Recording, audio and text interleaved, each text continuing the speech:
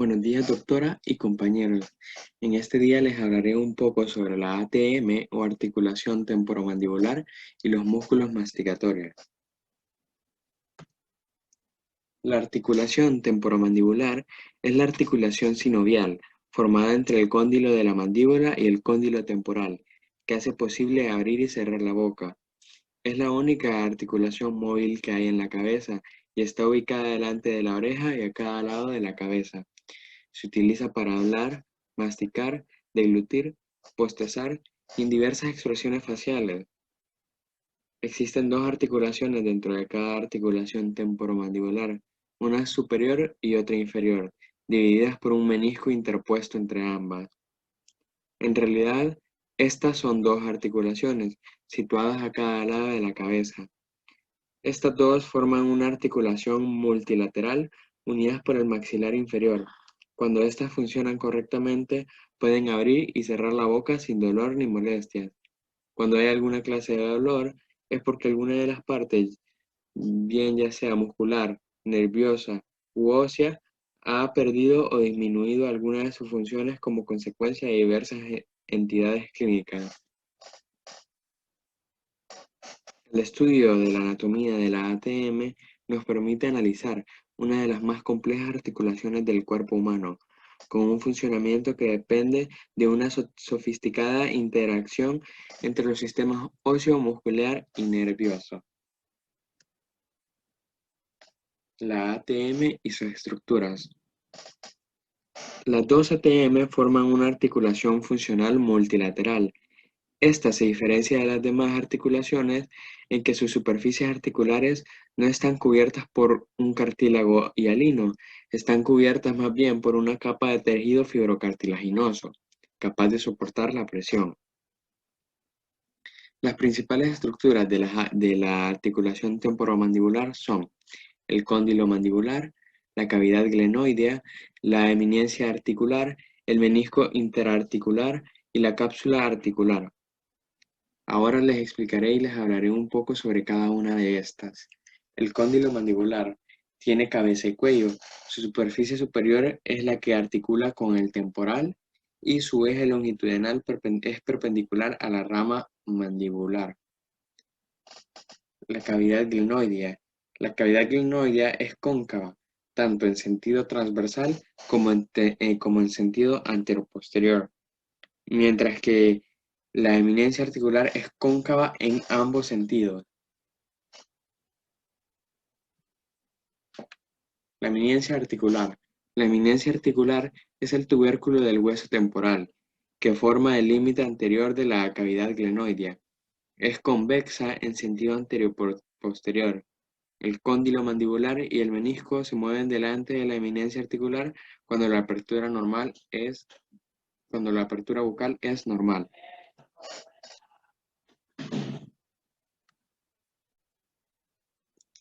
El menisco interarticular. El menisco es una capa oval de fibrocartílago que divide la ATM en una mitad superior y en otra inferior.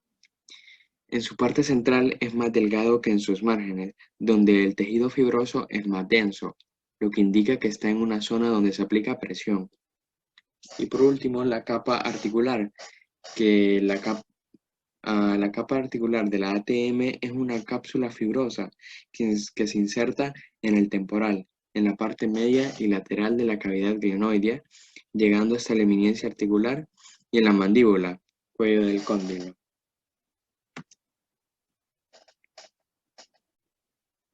Ahora les hablaré un poco sobre la dinámica de la ATM. Existen tres tipos de movimiento dentro de esta dinámica, cada una en su respectivo plano y cumpliendo distintas funciones. Estos son movimientos de ascenso y descenso, movimientos protrusivos y retrusivos y movimientos de lateralidad. Ahora les voy a hablar un poco de cada uno de estos movimientos, sus procesos y características. Los movimientos de ascenso y descenso. En estos, ambos cóndilos rotarán contra sus discos articulares alrededor de un eje transversal. Posteriormente, se deslizan hacia abajo y adelante, siguiendo la vertiente posterior y la cresta de la eminencia articular.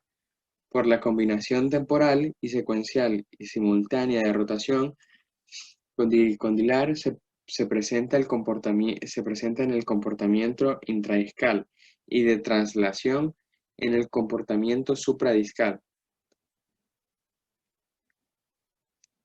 Movimientos de lateralidad.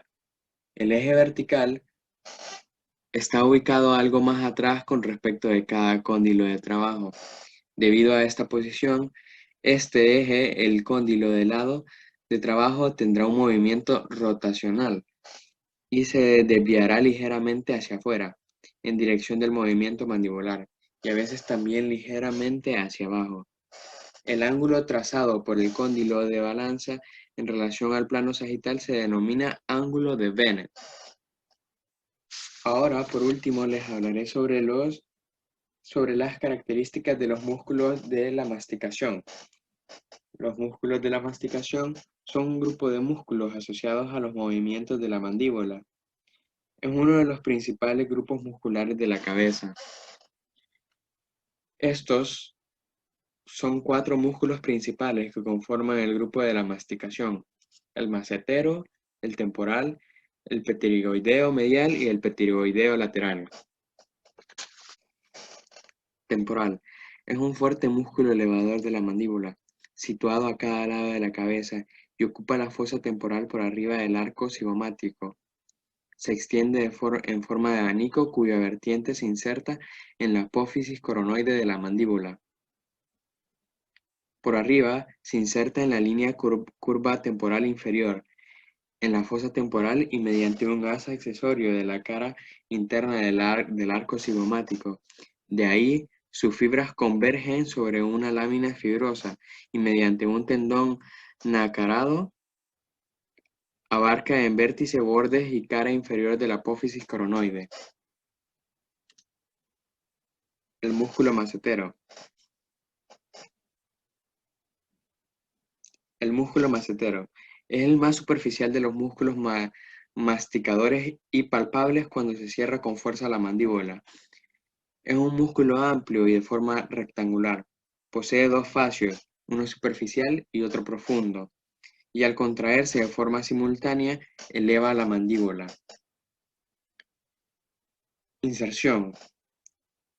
En su haz superficial, en 2/3 anterior del borde inferior del arco cigomático e inferiormente del ángulo de la mandíbula sobre su cara externa, y su haz profundo en el borde inferior y cara interna de la apófisis cigomática y termina en la cara externa de la rama ascendente de la mandíbula.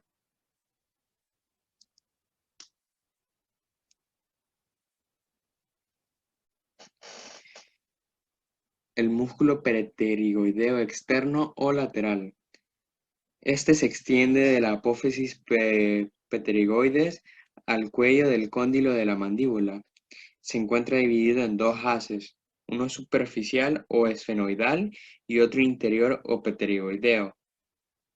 La contracción simultánea de ambos pterigoideos externos produce movimientos de proyección hacia adelante de la mandíbula. Si se contraen aisladamente, la mandíbula ejecuta movimientos laterales hacia uno y otro lado.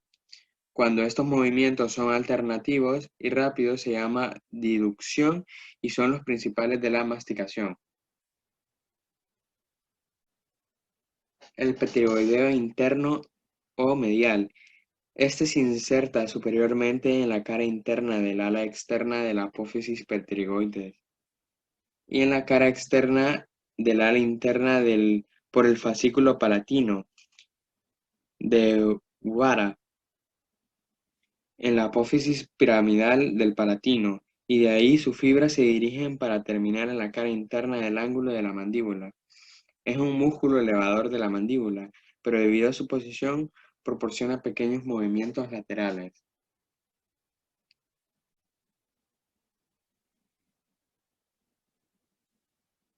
Muchas gracias por su atención prestada.